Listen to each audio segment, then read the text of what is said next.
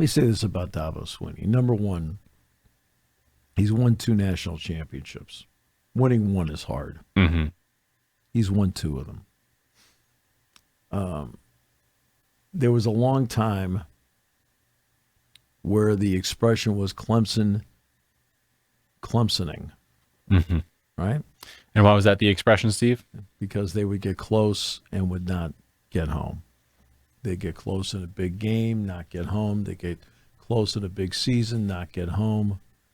And it was almost, and, turn it over at the wrong time, something crazy. Give up a big play, something. Mm-hmm. And he stuck with it. He was able to get what was a great college quarterback in Deshaun Watson and followed that up with another great college quarterback in Trevor Lawrence to go with other players other than Christian Wilkins and people like that. And, he's out there going toe-to-toe with Alabama and beats them on the final play of the game in the national championship game.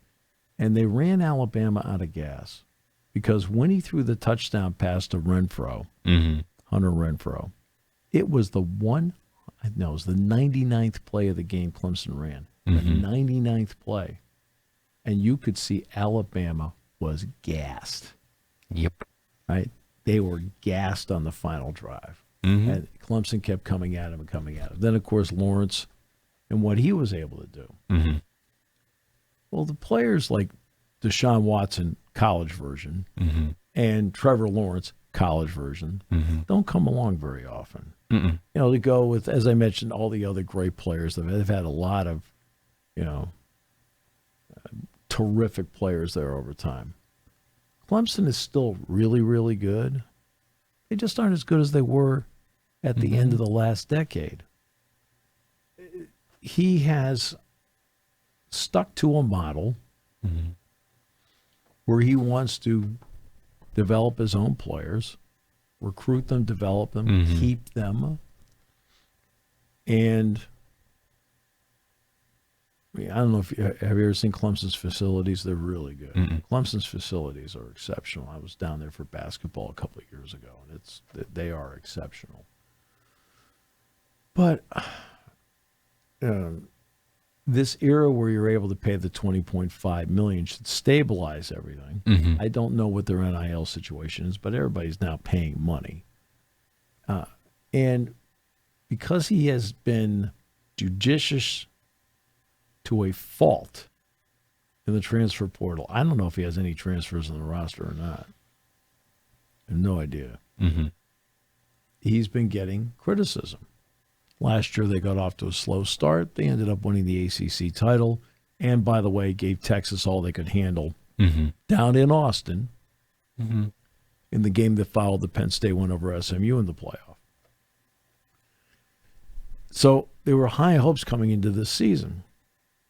Klubnik's back at quarterback. A lot of players back on both sides of the ball. Look, admittedly, a tough opener with LSU. LSU's a good team, especially defensively. LSU last year was a sieve defensively. They have now dramatically tightened up defensively. They just beat Florida, and they only needed 20 points to do it. Okay, now Brian Kelly's getting questions about his offense. Last year, the questions were about the defense. Well, the first game was a really good game, back and forth, in South Carolina. And, okay, you don't win the game. But you know what? You still have the ACC in your back pocket. Well, they didn't play well against Troy in the next game. Now, who knows how much the LSU game emotionally and physically took out of them? I mean, that's a tough, hard, physical game.